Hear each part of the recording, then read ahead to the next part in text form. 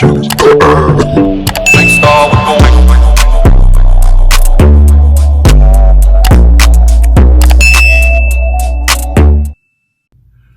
going on, guys? Welcome back to my channel. I'm here with another Have and Have Nots review. If you're new to my channel, be sure to hit the subscribe button. Everybody be sure to like, comment, and share this video.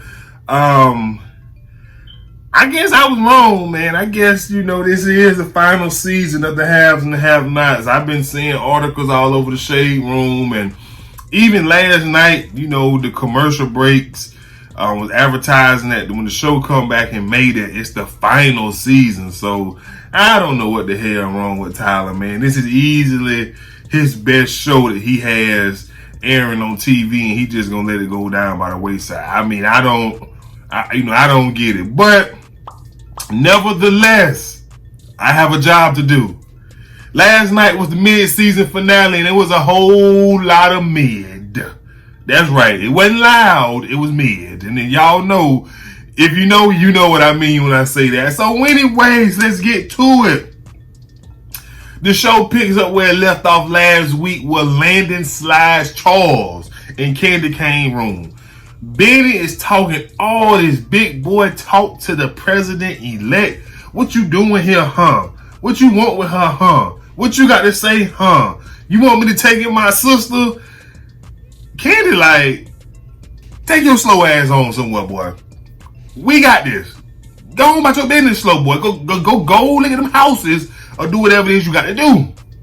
So Benny leaves, and Candace, Candy was like, Landon, another thing, she was like, Landon, tell the reporter to stop and stay away from my mama's house. Landon was like, Candace, I promise, that wasn't me. That is me.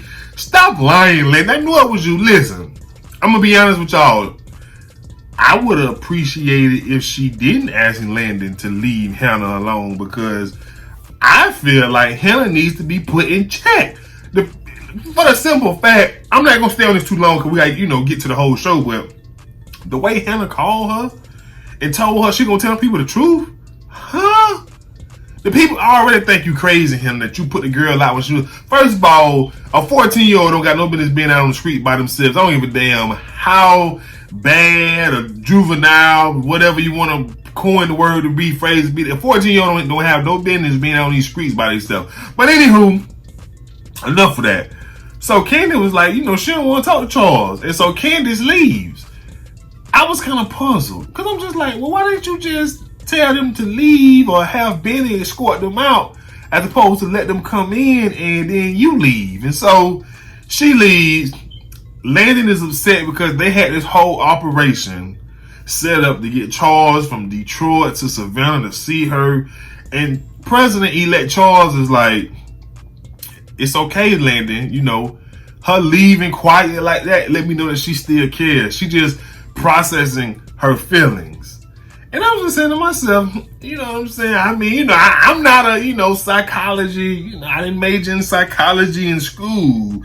But I don't know if that's true or not. But he was just like, if she was loud and, going at me, then I would know she don't want me no more. But the fact that she left quietly, she got to process the way she feeling, and I respect that. It's just not time for us to talk yet. And y'all know, I'm rooting for Candy Cane to get in the White House. You understand what I'm saying? We already got, you get what I'm saying? We already got one going to the White House. We need Candy Cane going to the White House as well. You know what I'm saying? So anywho, moving on. Don pays Veronica a visit. Long story short, Veronica, I don't know if Veronica broke or not. She tells Don that she can't afford to pay her, her mortgage loan for her facilities, because the truth is they aren't making any money, and she wants him to do what he's been doing in the past, which is basically moving some of Catherine's money around to make it appear as that she's actually paying for the loan when she isn't. And so Don informs her that he cannot do that because Catherine is not the power of attorney of her finances. And he also informed her that Jim isn't the power of attorney either. He told her that it's Hannah Young and she's quite savvy and they underestimated her and she's asking all the right questions.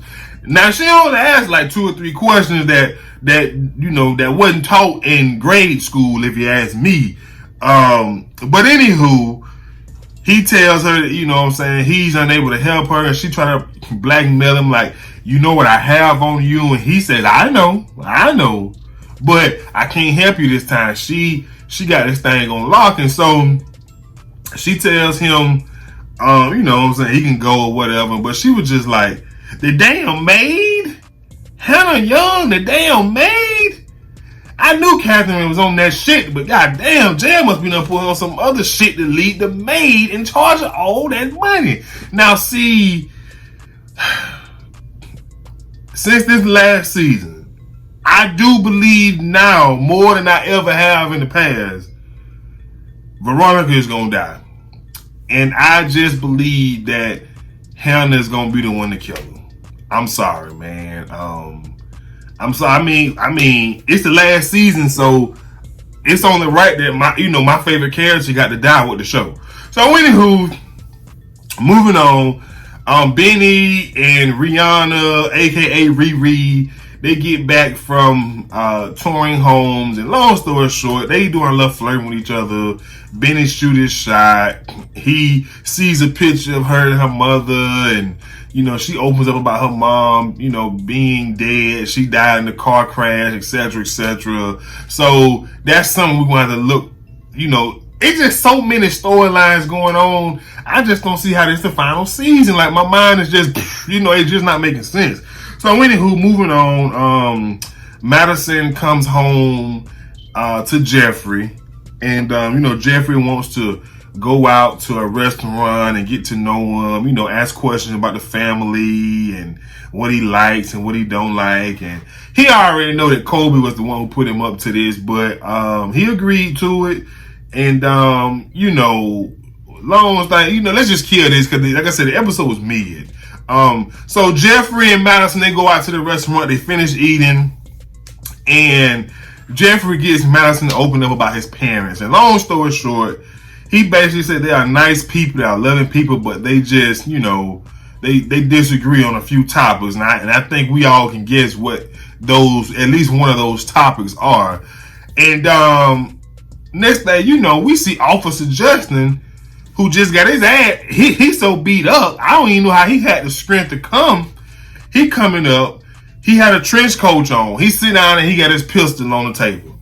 Jeffrey is like, Justin, give me the gun, put the gun away. Madison's just kind of sitting there like, oh, here we go again with this nut. And so, before he came, I guess he overheard Madison and Jeffrey talking about having sex. And so he asked, were they having sex? And Jeffrey said no. And Justin said, boy, don't lie to me. You don't lie to me. And so he said, he came out and told him that they, they have sex. And he said, this is what I don't like. Neither one of you like me. Neither one of you like me. And so Jeffrey talked him into putting the gun down on the table. And Madison, dumbass, gonna try to get up and leave. The gun is still in arm's reach, dumbass. Like, why are you trying to leave? And so Justin picked the gun back up and said, where are you going? And Madison was like, I think we should just call the police. At this point, I kind of low-key wanted something to pop off, right? So anywho, one thing led to another. Justin gets up and leave and asks them, do they smell that? And they smell gasoline and somebody that sat on fire. And I don't know if it's Justin who set himself on fire or if he set an innocent bystander on fire. I don't know, but that's how the show went off. Some entire mid. It was just pathetic. So anywho, moving on from there, Benny leaves the realtor office. He in the car. He called his mommy just to tell her that he loves and he misses her. And she was just like, okay, Benjamin, whatever. And he was like, mommy, don't start that. You love and miss me too. You miss not talking to me every day. And Hannah, this is why I say Hannah gonna be in some shit now. Because she told her favorite child, she said, you know what, Benjamin? I'm trying to get used to not speaking to you every day. Until you do right and get that man back his money, I don't have nothing to say to you. And so she was like, do you really love me, Benjamin? And, of course, Benny said, yeah, Ma, I do. And she said, do you love me more than $1 million? Mama, sit your broke ass down somewhere. That's what Benny should have told her. Like, sit your broke ass down somewhere. I'm finna go and buy a house. You can come stay with me if you want to, but to ask me to give back the money, nah. I done had too much pain and suffering from this. And see, I'm upset that Tyler don't really write Benny character to be angry with Hannah, because in my opinion, Benny should be like, $1 million is nothing compared to what they did to me. And it pisses me off because Hannah thinks that Catherine covering his hospital bills is good enough. What? You must be crazy. So anywho, she hangs up the phone with him and Jim comes in and he was just like, wow.